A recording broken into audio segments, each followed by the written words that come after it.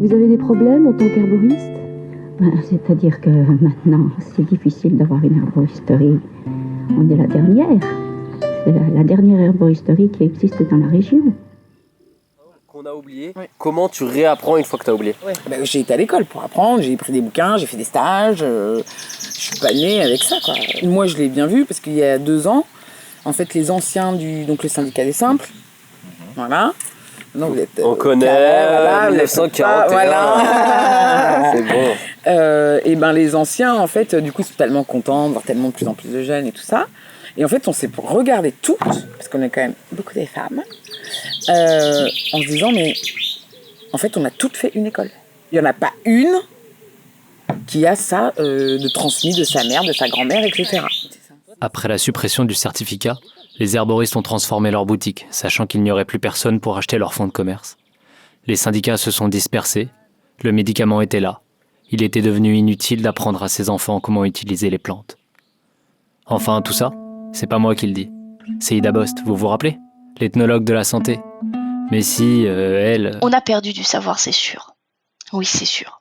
Parce que précisément, ces herboristes, ils écrivaient pas et savaient pas écrire. Et puis d'ailleurs, elle et Aïda, elles raconteront cette histoire beaucoup mieux que moi. Et qu'une bonne partie se transmettait très visiblement à l'oral. Et que très vraisemblablement, on apprenait le métier en travaillant dans une herboristerie. Et une partie d'ailleurs probablement de l'âme de ce métier-là, de l'identité des herboristes, vient de là aussi. Il n'y a pas d'études officielles. On construit son savoir à partir de multiples sources. Mais il n'y a rien de mieux que d'aller sur place et de voir, et surtout de voir plein de manières de faire. Parce que moi, ce qui m'a hyper étonnée aussi au début, c'est, je sais pas, moi, celui qui fait des moutons, ils font tous pareil. Celui qui fait du fromage de chèvre, ils font tous pareil. Tu vas dans les producteurs de plantes, personne ne fait pareil, t'es là. Mais comment je vais faire ? Comment tu fais ton mélange, ton séchoir, personne n'a les mêmes. Bon, t'as des bases, tu vois, mais...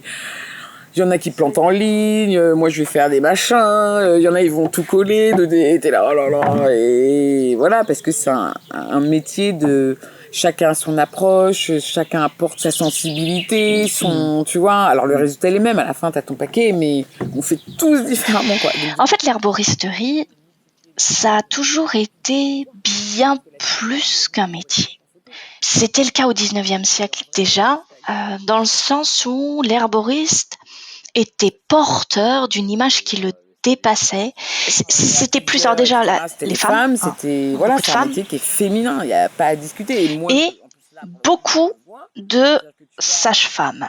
Alors, beaucoup de sages-femmes, d'abord parce que les femmes ont développé un énorme savoir, on a un énorme savoir sur l'utilisation des plantes pour aider l'accouchement, la naissance, les menstruations, etc., etc. Et le problème, c'est que le métier de sage-femme lui-même est entouré au 19e siècle d'énormément de plein de choses, en fait. Et alors, notamment avec beaucoup de craintes, beaucoup d'inquiétudes, parce que les sages-femmes, c'est celles qui faisaient les avortements. Et au 19e siècle, les avortements, c'est terrible. Les herboristes ont beaucoup été accusés d'être des avorteurs. Et donc, il y a cette image, de même quand tu vois, cette image que le médecin ne sait pas, mais l'herboriste, il a un savoir qui vient d'ailleurs. Un savoir, on ne sait pas d'où il vient exactement, un savoir... Mais je sais pas, ça m'a parlé tout de suite et j'ai eu l'opportunité d'avoir cette école pas trop loin de la maison, de faire tout ça, et ça m'a passionné tout de suite en fait. Tout de suite, ça m'a passionné. Je me suis dit, c'est vraiment trop cool. Et puis quand tu vois le mélange de plantes qu'on a fait, je trouvais ça tellement beau, tellement... Enfin tout ça, je me disais, mais attends, mais... Je regardais, je fais ce métier, allait disparaître, quoi. Ils étaient plus de 10 à un moment donné, quoi. Aujourd'hui, on est 500, c'est pas non plus la folie, mais... Et en fait, des années 70-80, va revenir aussi également... 6 ans, là, c'est ma 5e 6 ans. L'herboriste, mais au-delà du métier, avec tout un tas d'idées, d'attentes, etc., qui sont plus les mêmes. Sans parler même des plantes médicinales, je vois bien que les gens ils consomment plus bio. Parce que l'herboristerie en est venue plus de gens qui font du yoga. À symboliser un autre rapport à l'environnement, un autre rapport aux générations. Qui essayent d'aller mieux, tu vois. Un autre rapport aux racines. Que ce soit les plantes ou des techniques un peu ancestrales qu'on a complètement oubliées, qui nous ont déconnectés de nous-mêmes. Pour moi, l'herboristerie, c'est vraiment un moyen de proposer un autre modèle, en fait. Un autre modèle de société. C'est plus que simplement utiliser des plantes.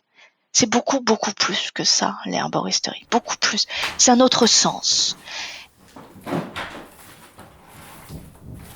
Mais encore une fois, ça ne veut absolument pas dire que cet univers est un univers strictement populaire. Souvent, même, les grand-mères, elles avaient ça dans les placards. Et pas du tout scientifique, c'est pas vrai.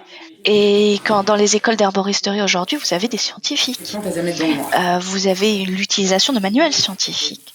C'est une hybridation des savoirs. Donc en fait, si tu les mets pas rapidement au séchoir, elles noircissent. La science ne s'oppose pas surtout, elles sèchent mal. en réalité au savoir populaire. C'est plus compliqué. Beaucoup plus compliqué. Nous estimons très couramment que la nature, si elle est capable de fabriquer des maladies, est aussi capable de nous donner les moyens de nous en défendre.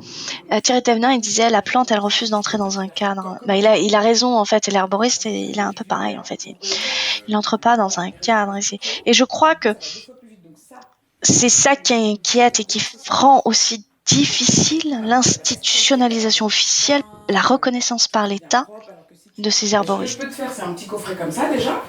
Je te mets pour les femmes et moments détente. Allez, magnifique. Et puis je mets aussi le truc pour expliquer notre métier, les difficultés, les machins, les trucs et tout. Nickel. Voilà. Nickel. Il y a un moment donné où de toute manière il faudra faire quelque chose parce qu'ils sont là en fait, ils sont là et ils partiront pas. Et c'est comme les filles qui n'ont pas le droit de porter de pantalon. Il y a un moment donné où en fait elles en portent. Et c'est tout, c'est comme ça. Et la loi, elle doit s'appuyer sur une réalité sociale. Lorsque elle est trop en décalage par rapport aux pratiques, elle devient juste inefficace, inadaptée, non écoutée et non suivie. Et donc, je pense qu'il va falloir faire quelque chose. La politique, tout ça, c'est pas trop mon truc. Mais s'il y a quelque chose que je retiens de cette histoire, c'est que le passé, on a beau vouloir l'oublier, il s'en va jamais vraiment. Comme la mauvaise herbe qui pousse simplement parce qu'en dessous, la terre est riche. Donc, si je peux me souvenir d'Edmé Gillot et de sa boutique humide, de ces mères qui ont lutté en silence, de ces pharmaciens ambidextres et de ces filles qu'on a privées de leur propre histoire, alors peut-être je saurai un peu mieux où planter mes prochaines fleurs. Écho, un podcast des dialogueurs.